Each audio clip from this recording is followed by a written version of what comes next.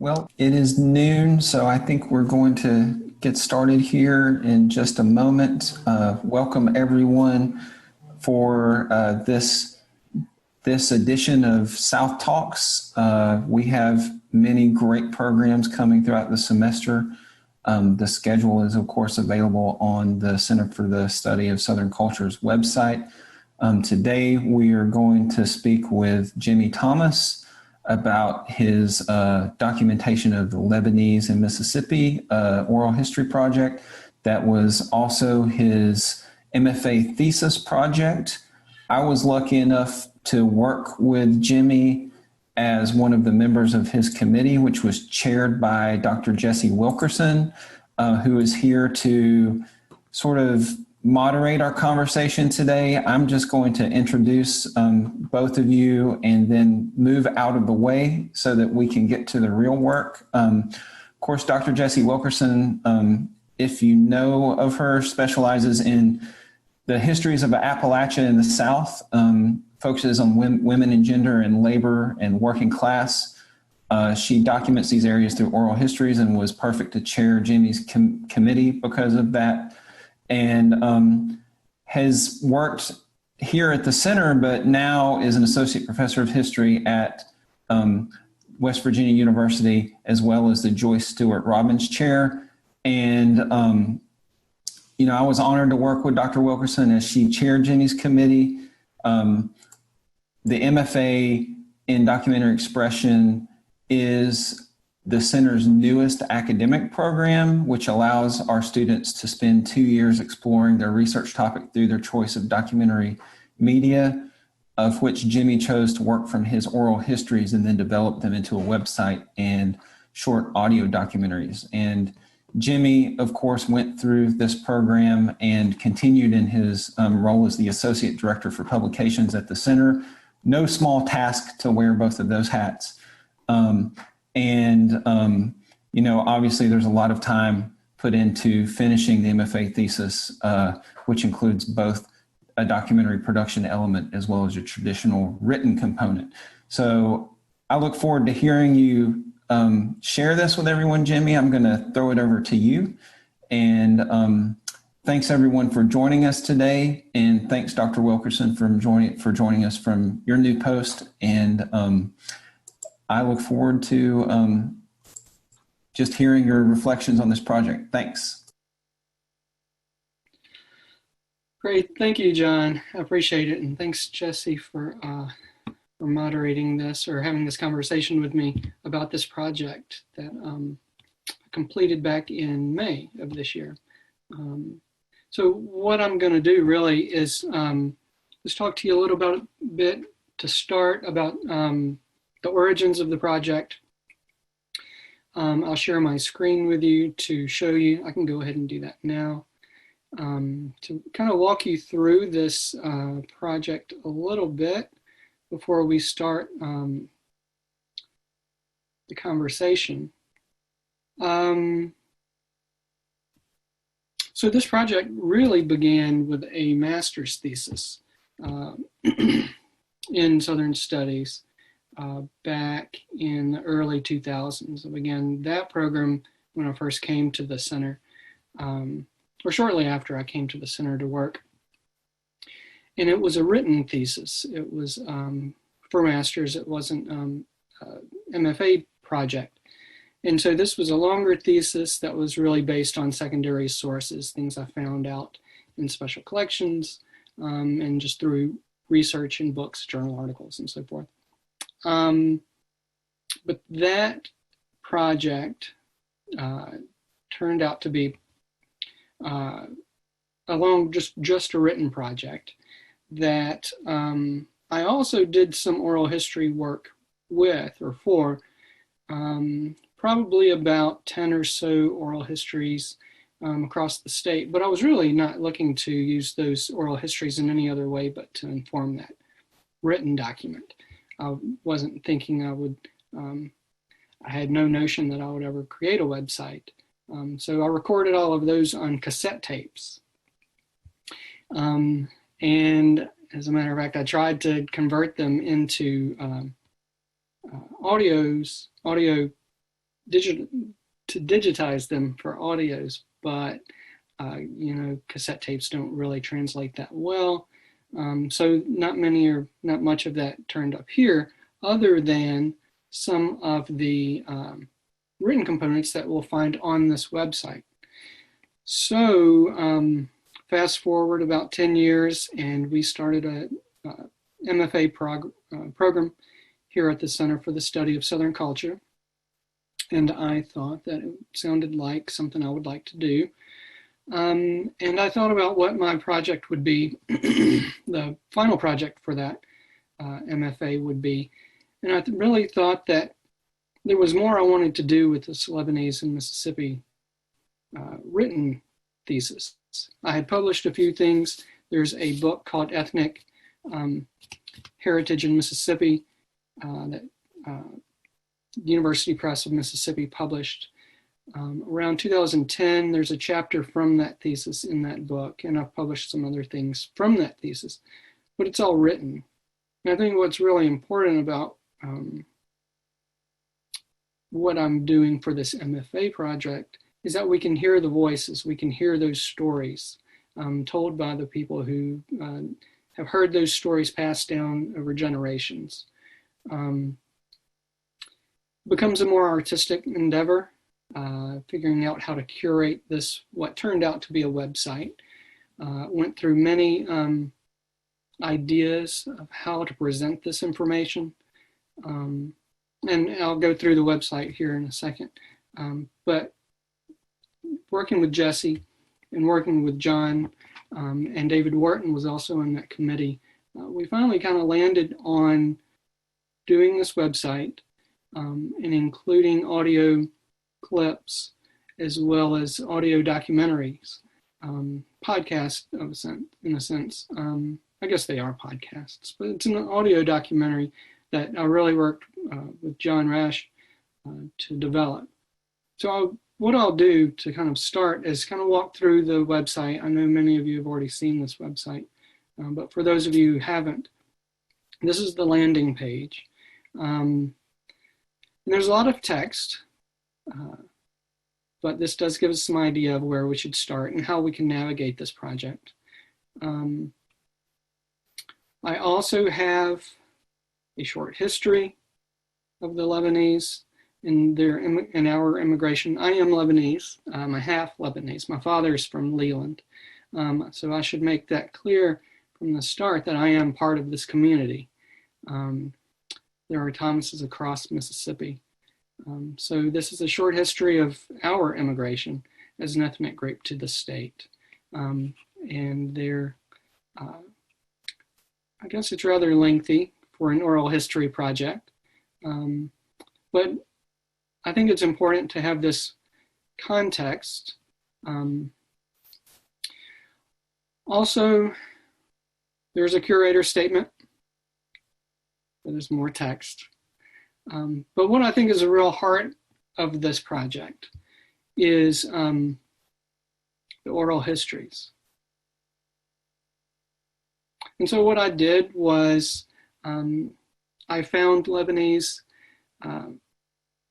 Mississippians across the state to interview for this oral history project, and was really fortunate that so many people with so many great stories were not only willing to participate in this project, but were eager to participate in this project. I'm lucky that I am part of this community, but that doesn't necessarily mean that I knew everybody that I interviewed for this oral history project. So many of them I came to kind of out of the blue and said, I'm working on this project. Would you like to be a part of it? And I don't think anyone said no. So as we move forward, as Jesse asks various questions, I will kind of look through some of these. These oral histories, everyone has their own page. So for example, Shafiq Shimon in Clarksdale has a page. And this interview was from my original project. So the audio, there is no audio for Shafiq, Mr. Shimon, who owned Rest Haven in Clarksdale, a Lebanese restaurant that also specializes in good Southern food. There are pull quotes from interviews. This is obviously from the 2007 interview. And I should mention and thank Malcolm White for allowing me to use a video that he had created called From Kibbe to Cornbread, which I have included in Mr. Shimon's page. So everyone gets their own page, and I'll show you later some others. But then also, if you want a kind of a deep dive into this history, this is the audio documentary page, where there are 4 segments, and we can talk about how I landed on those segments. Leaving the mountain, coming to America, making a life in Mississippi, living in the Jim Crow South, and then maintaining an ethnic identity here as a group. I think that should give us some context for what the project is. I know Jesse has some questions, which we'll get deeper into this project as we go along. So, Jesse, thanks for doing this. Of course, Jimmy. It's my honor to be here. I also want to just add my welcome to everyone. And I want to thank Jimmy for inviting me to be a part of this event. I also want to thank Afton Thomas. I miss you all, my Mississippi friends. And so I want to get started with just a broad question for Jimmy and ask if you can tell us, you've said a little bit that you're a part of this community, but can you tell us a little more about how many people you interviewed and how you found them? Like, how did you get into some of these networks, especially of folks that you didn't know yet? Yeah, like I said, I'm part of this community. As a matter of fact, this photo that you see on the screen right now is a family photograph. The young lady with the long hair there, long ponytail, I suppose it's a ponytail, in the center there is my grandmother. And this is the Ellis family in Port Gibson, Mississippi, probably around the 1920s. So I'm part of this community. I've got relatives across the state. I ended up, for this project, interviewing probably around 23 or 24 people, some of whom I knew. I interviewed everyone from my father and my aunt, who was my Aunt Gloria, who lives in Leland, where I'm originally from, Leland and Greenville. My Aunt Gloria was married to my father's brother, Robert. And then I wound up just talking to people who I knew within the community, and people were so generous to say, well, who you really need to talk to is so-and-so. Say, for example, Al Catul in Jackson, who is the longtime treasurer of the Cedars of Lebanon Club there in Jackson, who I had never met before, but was actually my first interview for this MFA project. And then, of course, people like Mr. Catul, who's so active in this community, would give me a name and say, well, you really need to talk to so-and-so. This project, of course, is finite. There's only a certain amount of time you can work on an MFA project. But I wish I could have interviewed even more for this project. And it's an ongoing project. One of the benefits of having this as a website is the fact that it can grow. As a matter of fact, we see 19 narrators on this page. I have 3 interviews that I still need to process. I'll continue down. I have 3 that I still need to process, so I think that was 22 interviews here, but then say Gloria Thomas, my aunt, was an interview with her brother also, Charles Shimon. So there were two that I had more than one person in an interview. So it turned out to be 24 people. So, yeah. And some of these people, as you might imagine, are related. So we've got Mike Tonis and his sister, Mary Tonis Brantley, are both separate interviews on this page, in this project. So one thing that I really love about this project is how it brings together Southern history, immigrant history, broader American history, helps us think about global histories even, and then lots of other topics that come up in the oral history interviews. And I really highly encourage everyone to explore the website and listen to these wonderful stories that the narrator shared.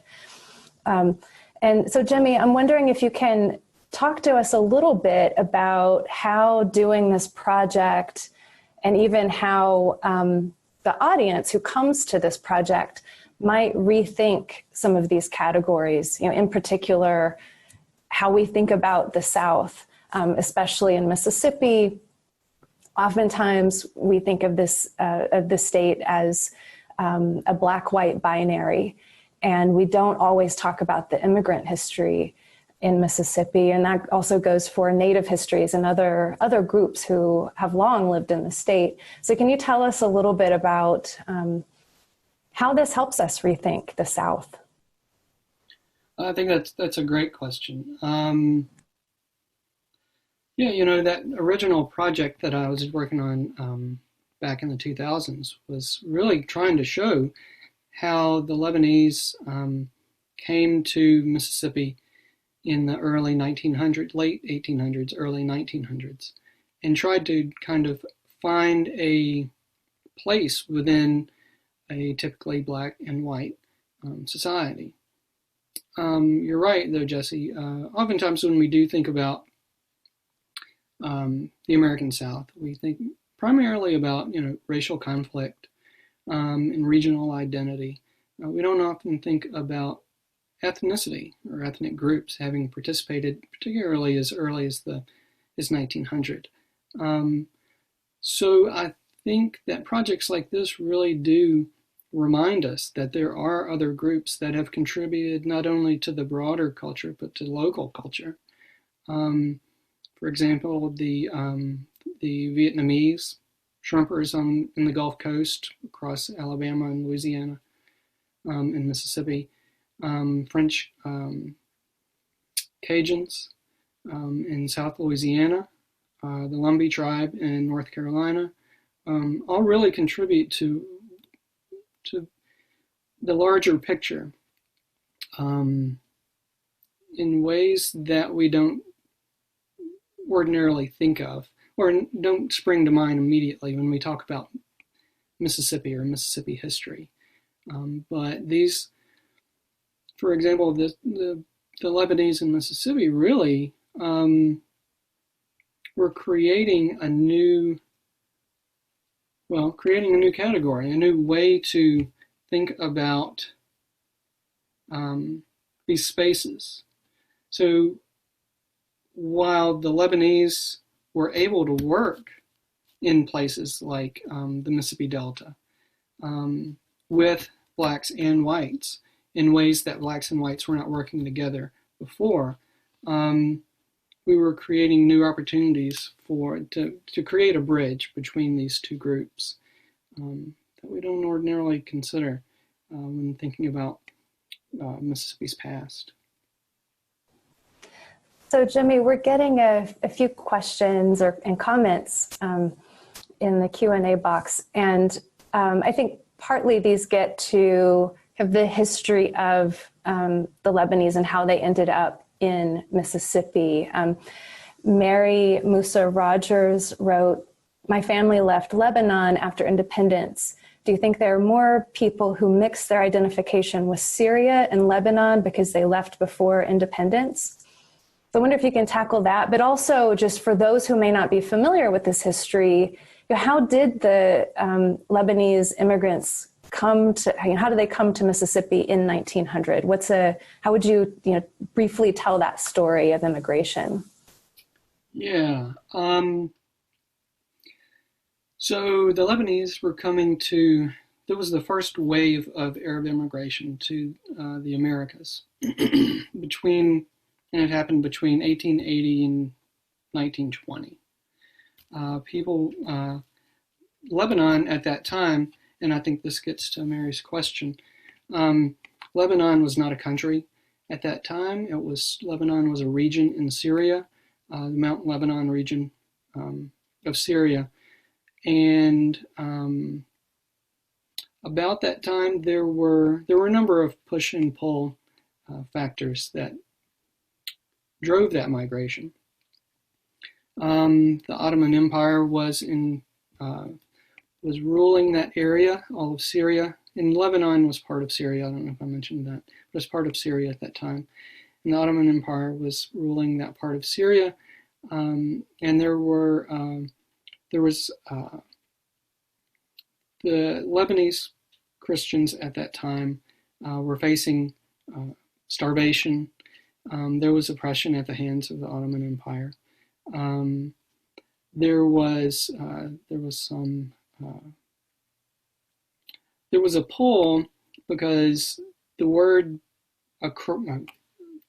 essentially across the globe was that if you came to America, you could make plenty of money and return to a place that, like the Mount Lebanon region at that time, was impoverished to a large extent and suffering at the hands of the Ottoman Turks.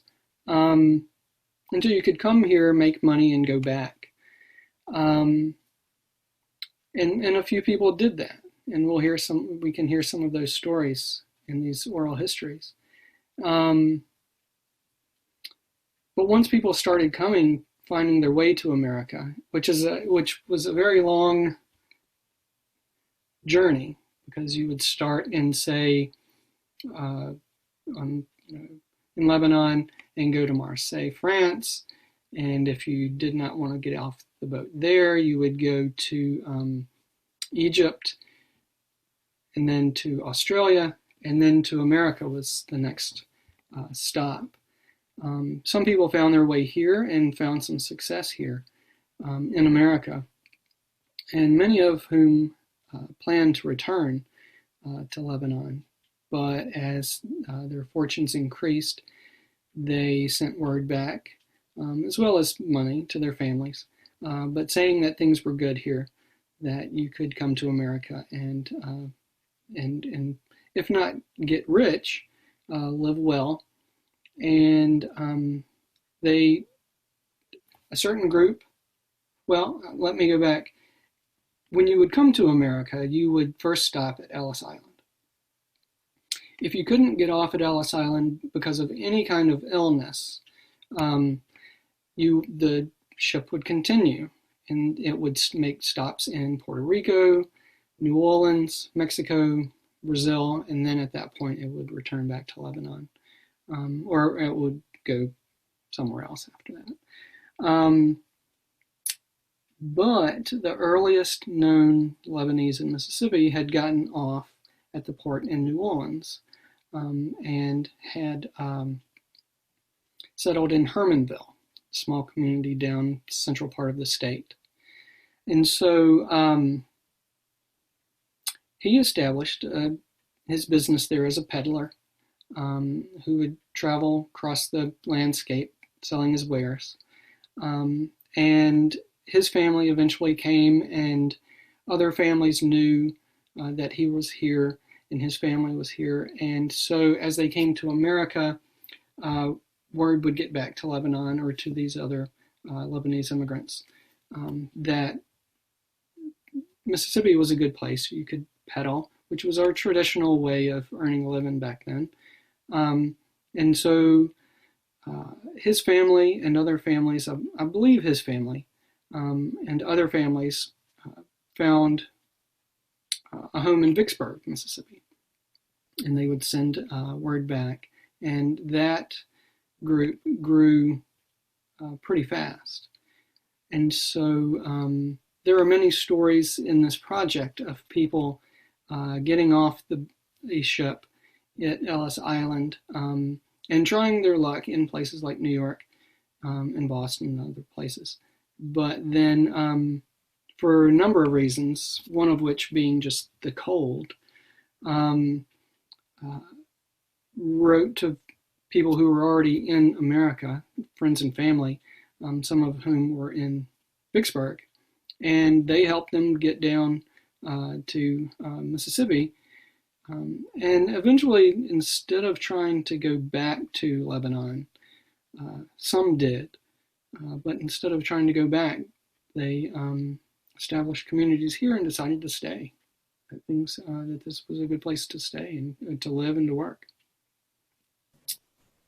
So I hope that answers Mary's question. Yeah, that's wonderful, Jimmy. And I think gets at the importance of collective memory and storytelling. You're telling this broader history and passing it down, which you, of course, are contributing to. I wonder if this is a good moment for sharing one of those interviews. Do you want to do that now? Yeah, I think that's a great idea. Let me see. Yeah, I don't know if Dolores is here. Dolores lives in Jackson. Dolores Thomas Ulmer. And I will say that I'm getting really, I don't want to get too insidery, but Dolores's grandfather and my great-great-grandfather were brothers. But I would like to play a portion of Dolores's, one of these clips from Dolores that really talks about how people got to America from Lebanon. So here's this. I won't play the whole thing. I'll play about 3 minutes of it. His name was Sawaya Norman Tumas. And when he was 14 years old, they lived in the mountains up in Lebanon. He and his mom and family. His father died when he was very young. And there was no work to be had, and they were extremely poor. And his mother had a cousin or a relative who lived in Alexandria, Egypt. And so when SN was 14 years old, she said she would get on a ship with him that was going to Alexandria, and this person would find him work. So they got on the ship in 1894, I believe it was, and sailed to Egypt. And when they got to Egypt, there was a disease. It wasn't the bubonic plague, but something similar to the plague, and they would not let the passengers off of the ship. So the next stop for that ship was the United States of America. So he and his mother went on and sailed to America, probably in horrible conditions on the ship because they had very little with them, but because it was just going to be a hop, skip, and jump for her, and then she would have stayed there, and then when the ship came, she was going to go back to Lebanon. But when they got to America, they would not let them off of Ellis Isle until they could find somebody that would sponsor this young man of 14 and his mother, pay for them to get off the boat, guarantee them a job, and find them a place to live. So they waited, and someone knew of a man in New York that had sponsored several Lebanese immigrants to enter into the United States. So he took SN and his mother and took them off the ship, and he was in the dry goods business, and took them into the Manhattan and found them a place to live, and it was in this little bitty basement and in one of the buildings, and it cost them really any little money or no money at all because it had no windows. The one window it did have was barred up, and it was infested with varmints, and so nobody wanted to live there, but SN and his mama needed a place to stay, so they were grateful to be there. And the man that took them off the ship gave SN some notions and told him he could peddle from door to door and sell these wares to make a living. So when SN started making a little money, then they'd move up a little bit in the building and get off the basement. And they had some room to breathe and places to go outside and really smell the air, which they didn't in the beginning. And that's basically how they got to America. He peddled around the city. He went into, he found another. I'll stop there. Oh, thank you, Jimmy. That's such a wonderful story. And I also just want to point out that Jimmy scanned the archival photos that people shared with him. And, so he's showing us some of those as well. And they're just really beautiful images and very rich. So we have another question from Brian Foster. Hey, Brian. He is asking if there's something you've learned about the work of oral history that perhaps you didn't know before this project started. Yeah, that's a great question, Ryan. I've really learned that there is so much that is not in the written record. These stories that, it really reinforces that oral history gives an opportunity for people's voices to be heard, for these stories to be told that that don't make it into the historical record. I think that doing history, we so often rely on secondary sources, things that have already been written down. But like Dolores's grandfather's story, SN, actually SN's is probably written down somewhere. But so many of these stories, this is part of the historical record. And these stories wouldn't get told otherwise. After a while, you find that they disappear. So doing oral history is an important way to keep that these histories alive. I guess I'll overuse that word, but have these stories told and really have them contribute to the historical record, in primary source ways. I think that's certainly one thing the thing that struck me the most, I think. So Michelle Bright also asked an oral history question, and she asked, did you have any narrators unwilling to share parts of their stories? And how did you work around it if they didn't want to share? And I think, more broadly, silence, of course, as Jimmy and I have talked about, is always a part of the oral history process. People curate their own life stories, and there are certain things that don't make it into that narrative. So, Jimmy, do you want to reflect on that at all, or tell us what you've learned about the silences or reticence that often is part of oral history? Yeah. This is one of the more complicated parts of doing oral histories, I think. As I started, as an oral historian, you walk into I was probably guilty of having too many questions for my interviewers, for the people I was lucky enough to be able to talk to.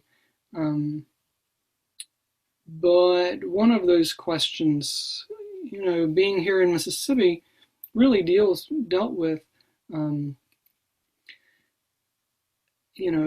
the other, being not white nor black in Mississippi, and being part of, many others here in this state, and how that was complicated. And it is complicated, when you start talking about how families, some of those stories don't get passed down through generations. I really get that distinct impression that we do try to pass down in all of our, I suppose, families. Most of the stories we tell are the good stories, the times that we remember happily. But, of course, ask questions about, well, did you or any of your family ever feel growing up in the Jim Crow South as if you were not part of this community or had been repressed or treated poorly? And I could really tell that, that was a question. We always want to tell those good stories and the ones that make us feel good. But those are some of the stories that it obviously existed. And some of them are told here in this project. But those aren't the ones that are told easily. And I found that, those aren't the ones that we start with. And eventually we get to them. But I think there are those silences. And I think, and as somebody who's, the first time you sit down with a stranger, a friendly stranger, those aren't the stories they want to share immediately. And sometimes they're the more difficult stories to tell. But I would like to share another clip that might really speak to this, that really, that I was lucky enough, Mr. Al-Katul is a great man, still lives in Jackson, told about growing up in the Jim Crow South and how complicated that could be, but also how we were part of something that we were talking about earlier. We're part of that other in the middle. I'll just play this and you'll get a sense of what I mean. Back in those days when I was growing up, they would not speak Arabic in front of us. The reason is they knew we were going to go to school and go out and all, and they didn't want us speaking Arabic because of the prejudice, the Ku Klux Klan and all. So that they spoke very little Arabic, and what little Arabic I picked up was I heard it when they were conversing with each other. We all, the Italians, the Greeks, the Syrians, Lebanese, the Irish was also Jewish, and we all kind of lived in the same, and our neighbors were black. So we all lived in the same area down off of Gallatin Street and all in that area. One of the wealthiest families that was right across the street from my grandfather's house was the bourgeois. They were Jewish and they had a jewelry store. And but we were watching each other's back all the time because there was crosses burned in yards. I remember one. I didn't understand it, but I can remember a cross being burned in the bourgeois yard. So that's one of those instances where, Mr. Katul shared with me. But those aren't easy stories, and I don't. There were moments, Michelle, where I could tell people were hesitant to tell some of those kinds of stories, particularly things that happened to them. So yeah, there are certainly silences involved, and part of it, and go back to Brian's question, doing oral history. We're not trying to get somebody to say something, but we certainly are offering an opportunity to for people to tell those stories. So Jimmy, another question that came in that I think also relates to the interview you just shared about ethnic groups in Mississippi, and this question is from Robert Fliegler. He asked, do you see similarities between the Lebanese in Mississippi and Jews in Mississippi? Absolutely. Yeah, as a matter of fact, a friend of mine, Stuart Rockoff,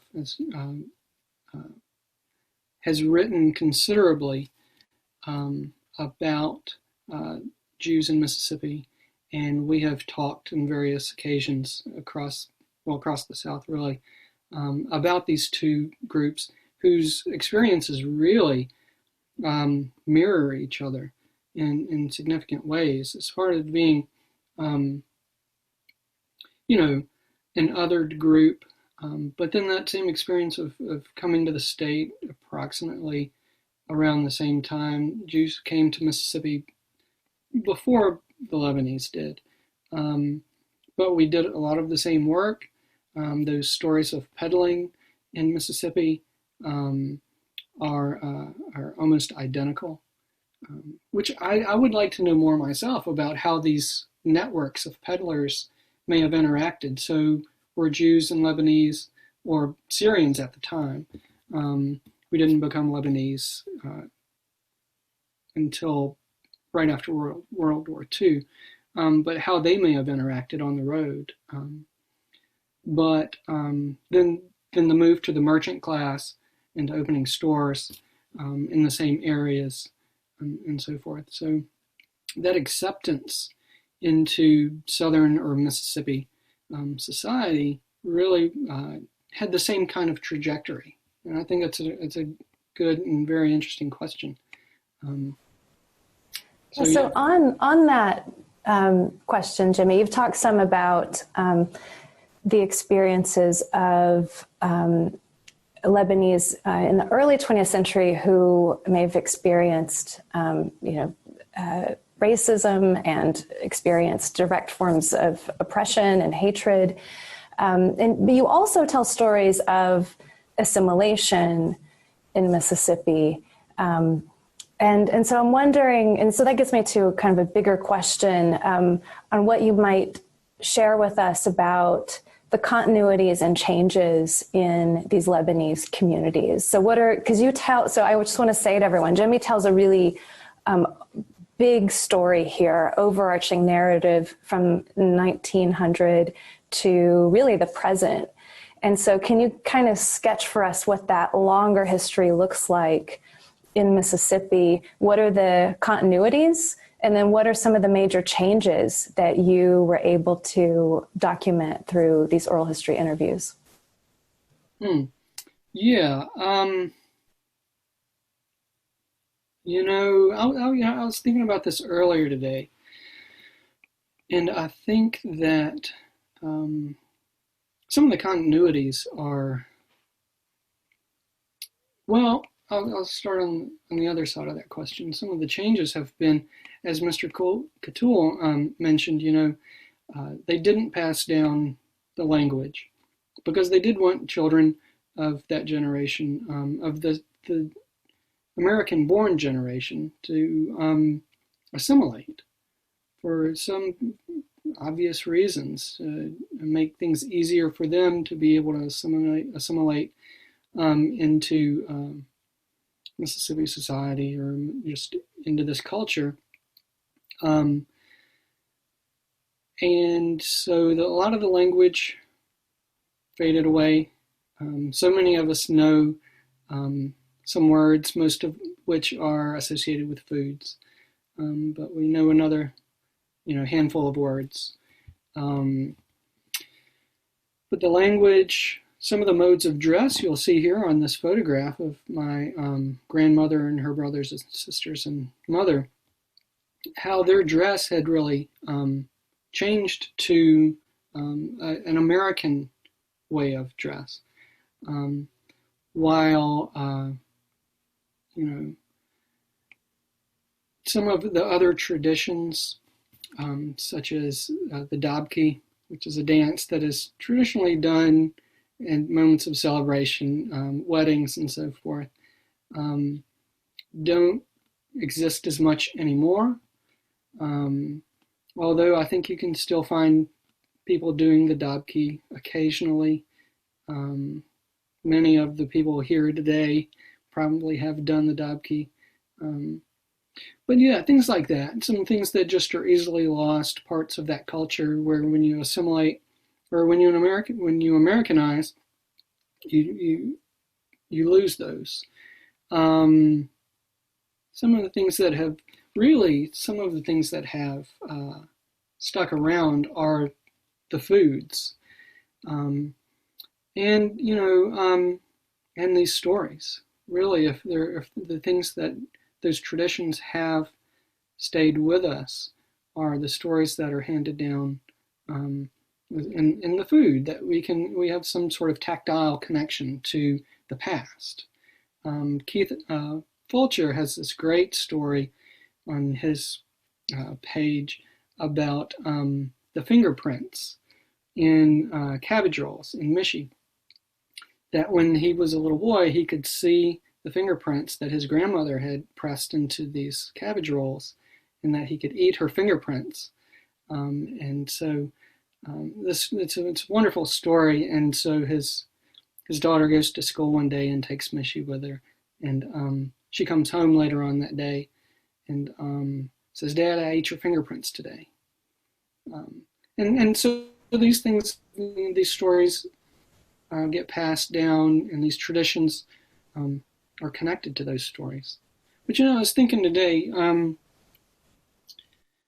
some of the ways that we really have not had an opportunity to maintain this kind of culture here in a place like Mississippi, which is a very rural state. We don't have the benefit of having large cities, metropolises, where there are groups of Lebanese who are continuing to come here. That really is not happening in Mississippi. Whereas as it might, say, in places like Brooklyn or Detroit, Dearborn, Michigan, other places where there are, little Lebanons or little Beiruts across America, we don't have the benefit of that. So, I really think that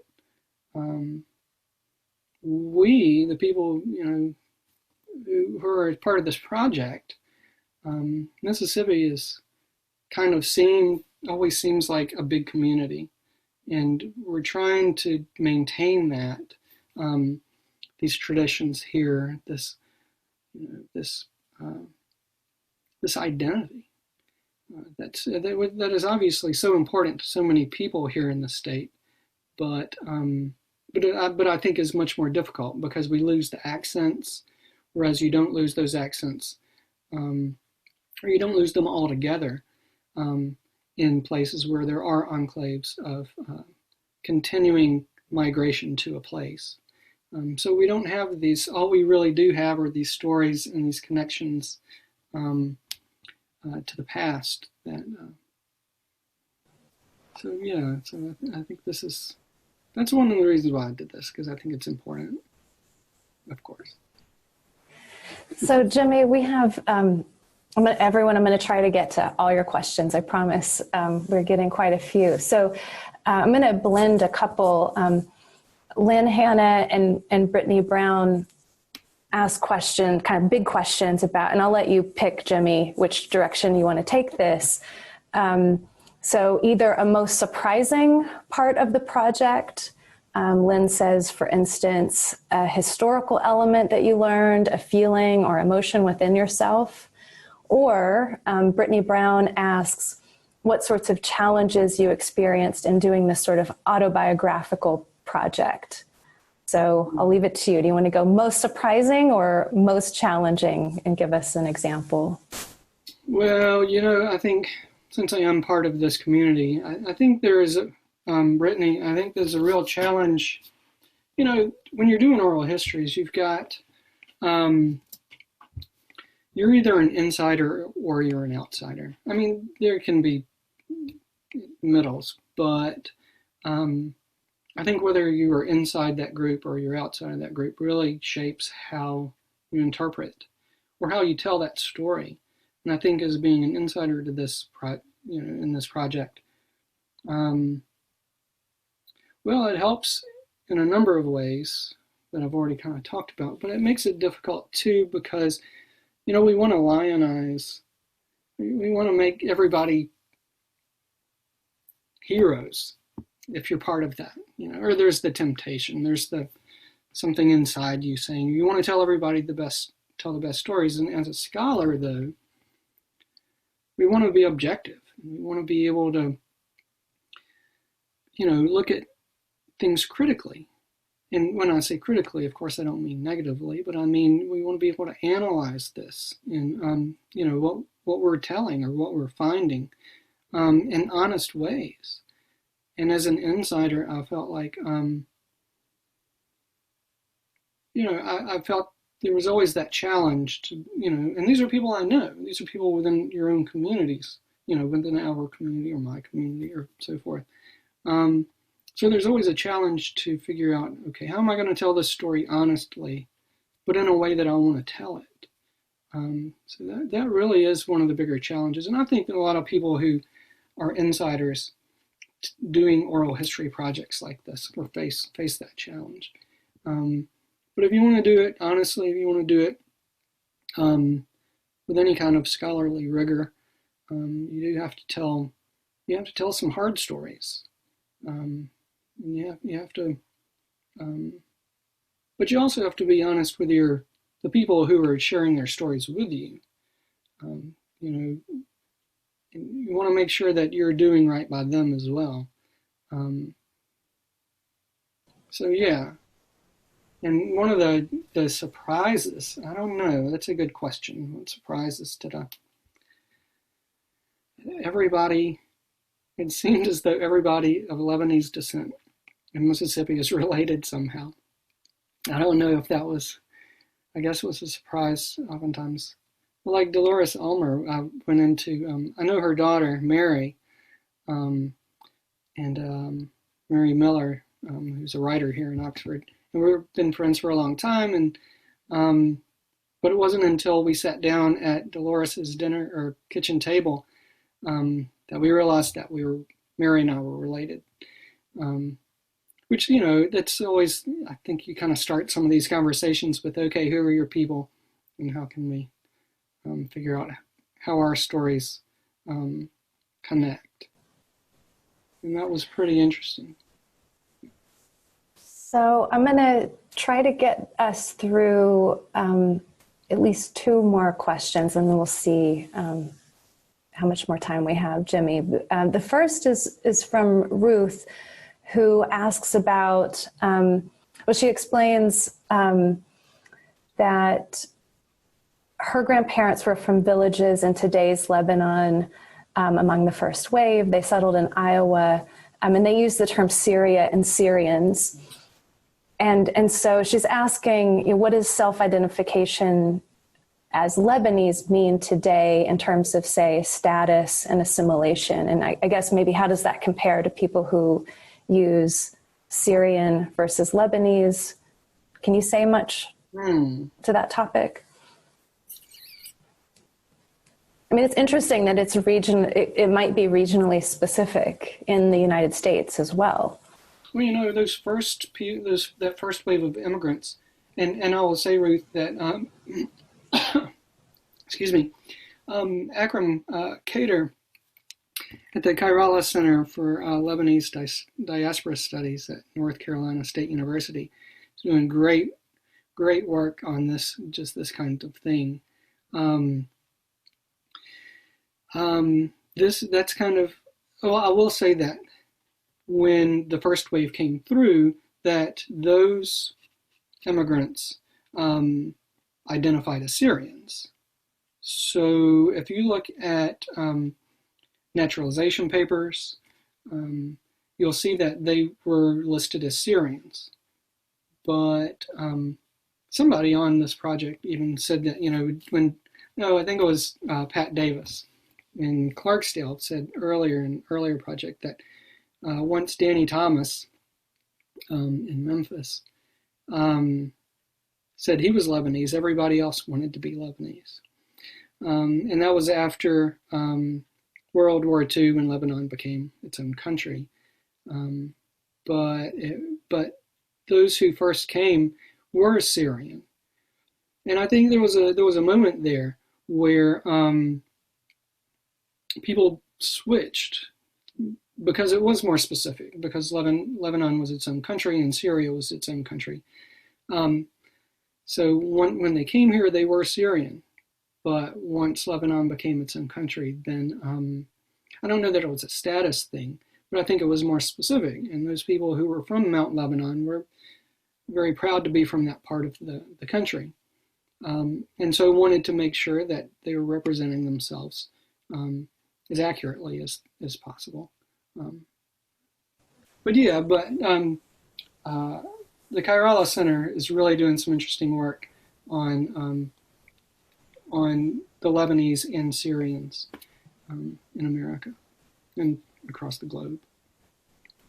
Well, so Jimmy, for the last question, can you tell us more about what the plans are for this project and for this website? I do want to mention that Khalil asked if it's possible for others to contribute oral histories to the website. That may be an idea you have, but how do you see this project moving forward?